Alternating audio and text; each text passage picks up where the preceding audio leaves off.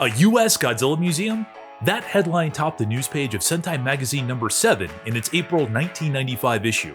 The very idea is as exciting a notion today as it was no doubt 26 years ago. But how? Why? I thought only Japan got the really cool stuff. Don't wait for tomorrow. Live for today. The Little Tokyo Opportunities Inventory, a group of 80 people consisting of local LA-based artists, business owners, and residents, reportedly spent $10,000 on brainstorming a collection of conceptual ideas designed to help revitalize the Little Tokyo section of Los Angeles, an area that had been suffering economically since the 1992 LA riots. According to an article in the LA Times, the Godzilla Museum was among the most popular and unique suggestions, and apparently would have been 2 museums, one dedicated to the Japanese kaiju and science fiction cinema of Japan, and the other a toy museum. To top it off, a statue of Godzilla himself would have stood atop the building. We thought it would be really fun to have Godzilla and another monster on the building, perhaps several stories high, having a laser battle on weekend nights, said Nancy Yumeda, who was an artist that headed the Godzilla Museum group. You hear that people don't want to go downtown at night, but people feel safer in the light, and there would be plenty of light in a laser battle. Yumeda explained that Little Tokyo needed some kind of major attraction after the economic impacts and bad press that the LA riots brought about. It would be the first of its kind in the country, she said.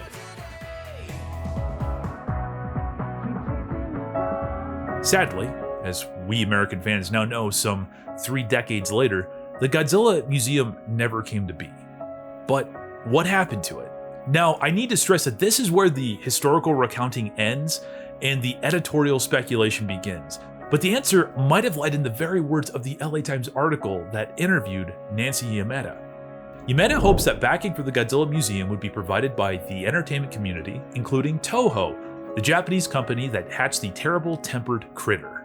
Toho Studios. The word draconian often arises when it comes to describing how the Japanese film company handles the Godzilla IP, especially with outside parties. There's been many stories over the years documenting this, and while I'm not sitting here saying it's a negative or a positive, it does need to be stated as fact that they have a notorious history of being difficult to work with. This is why I find it easy to imagine them not wanting to play ball with the idea.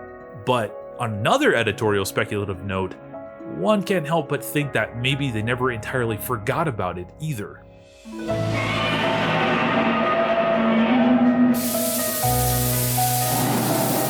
In 2015, the Hotel Gracery in Shinjuku, Tokyo became unofficially dubbed the Godzilla Hotel when a 1/1 scale roaring Godzilla head was built atop it.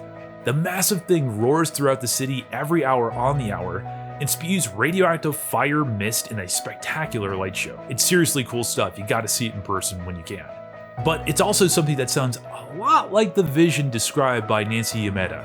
Stranger still, the Godzilla Hotel was even part of a push to revitalize Shinjuku, which for years has had the reputation of being a seedy red light district.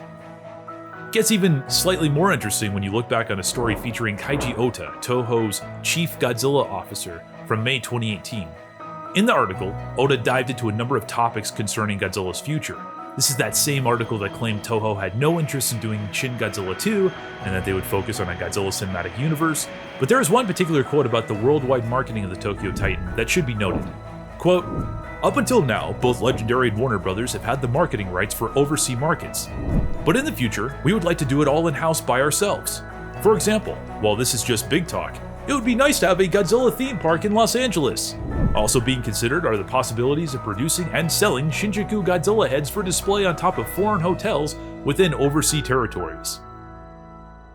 Did Toho stuff away this idea until nearly 30 years later? As the old saying goes, there's no new ideas, but it is at least something interesting to consider.